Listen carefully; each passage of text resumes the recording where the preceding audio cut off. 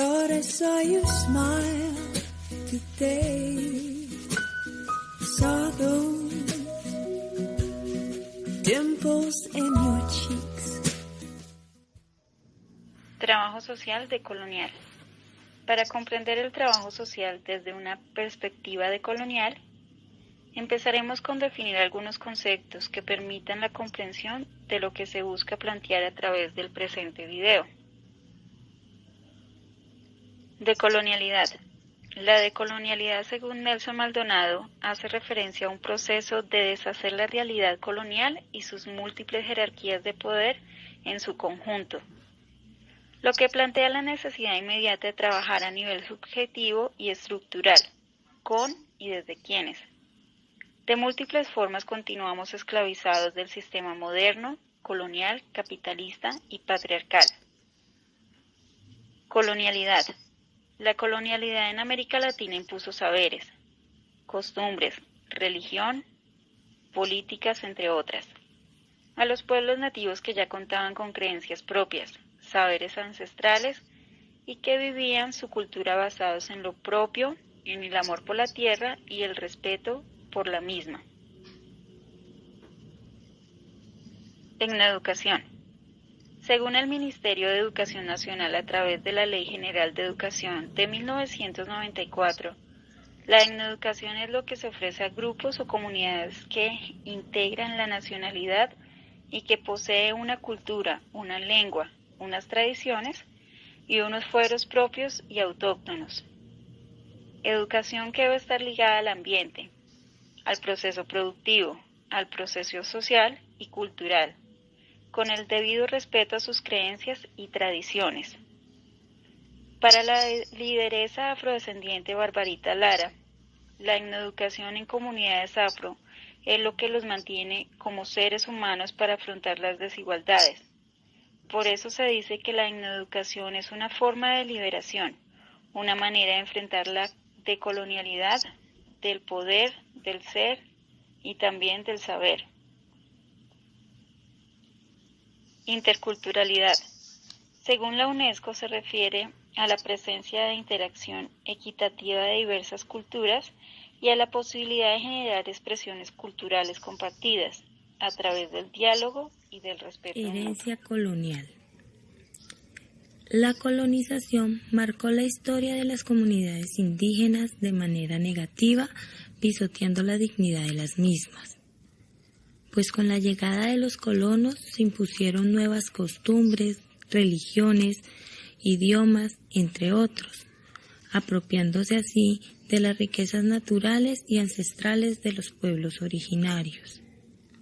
Cabe resaltar que no solo existió el dominio de las riquezas, sino también sobre los seres, el trabajo, la naturaleza, los recursos de producción, el sexo y la reproducción de especies, la subjetividad, el conocimiento, la autoridad, así como los instrumentos de coerción, es decir, una presión ejercida por el poder de los colonizadores para asegurar la reproducción de las relaciones sociales y el control social. Actos aberrantes marcaron la historia de los pueblos víctimas de la colonización, pues en este momento de la historia, en donde la clasificación racial se convierte en un nuevo modelo de dominación a partir de la discriminación de las razas, negra, mestiza, india, mulato, cholo, blanco, amarillo, entre otros, en donde el europeo es la cabeza de este orden jerárquico. Dentro de algunos procesos coloniales que fueron impuestos en las regiones andinas y caribeñas, se pueden rescatar metodologías que marcan de manera positiva a las comunidades en tiempos actuales. Procesos tales como la seguridad en la democracia, el Estado como espíritu del pueblo, las políticas sociales, los programas sociales, la participación, la organización social, comunitaria y la ciudadanía. De la misma manera, se heredaron mecanismos que aportan a las seguridades coloniales que enmarcan la validación jurídica del derecho. Herencia colonial en la estructura económica y social. Históricamente se ha heredado el capitalismo como economía moderna, la cual se ha originado en el trabajo social, pero esto no ha sido visto por los pobres como un camino de progreso. Todo lo contrario, ha tenido consecuencias gravísimas, que lo único que ha generado es un inmenso mar de pobreza a lo largo de América Latina, en pro del lucro de unos pocos y la explotación de la mayoría, a quienes se les han vulnerado sus derechos laborales, al punto de exprimirlos, encaminándolos a vivir en la miseria, en las condiciones precarias, sin ningún beneficio, como si no tuvieran derecho ni posibilidades de acceder a una vida digna.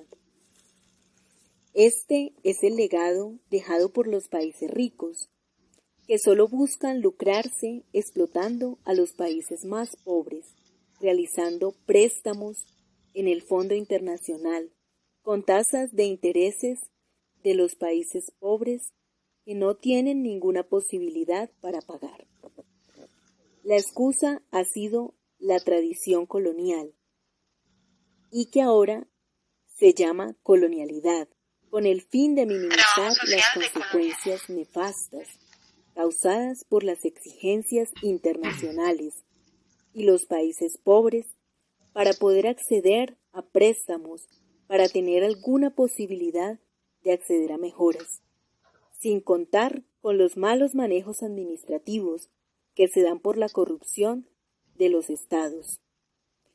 Uno de ellos es el caso de Odebrecht, Ruta del Sol, solo para mencionar algunas de las consecuencias de los malos manejos de la mal llamada economía solidaria, que se ha convertido en una mafia de explotación y lucro de unos pocos corruptos, sin mencionar la creación y mantenimiento de grupos al margen de la ley, mezclados con las fuerzas de protección del Estado.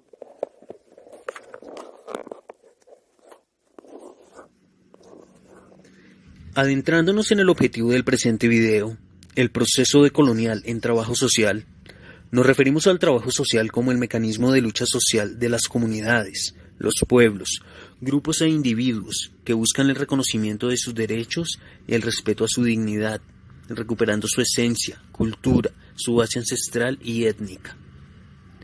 La opción decolonial, a través del trabajo social, busca generar el desprendimiento de lo social impuesto por los colonos en la época de la colonización, que impide el libre desarrollo de los individuos a ser, saber y a aprender distinto, basados en sus experiencias y conocimientos ancestrales.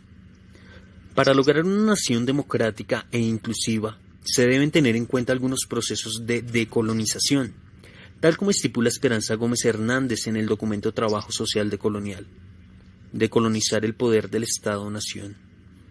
La globalización nos lleva a repensarnos como seres humanos y a ser solidarios con los pueblos que se han alzado en lucha contra este proceso por medio de movimientos de antiglobalización.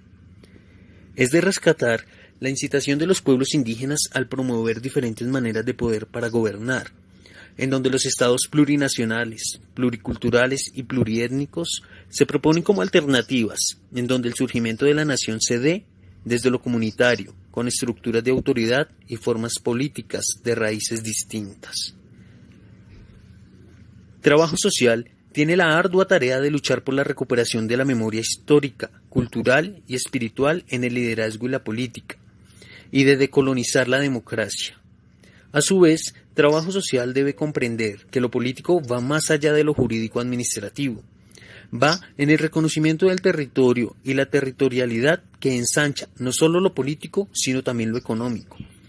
Esperanza Gómez también se refiere a la necesidad de decolonizar el poder de la economía capitalista, la universidad y la generación de conocimientos sobre lo social. Decolonizar el sujeto moderno carencial, en donde resalta la conservación de la ética profesional del trabajador social frente a la decolonización de los poderes, de los sistemas educativos y de la Trabajo desigualdad social, de género. interculturalidad, crisis colonial.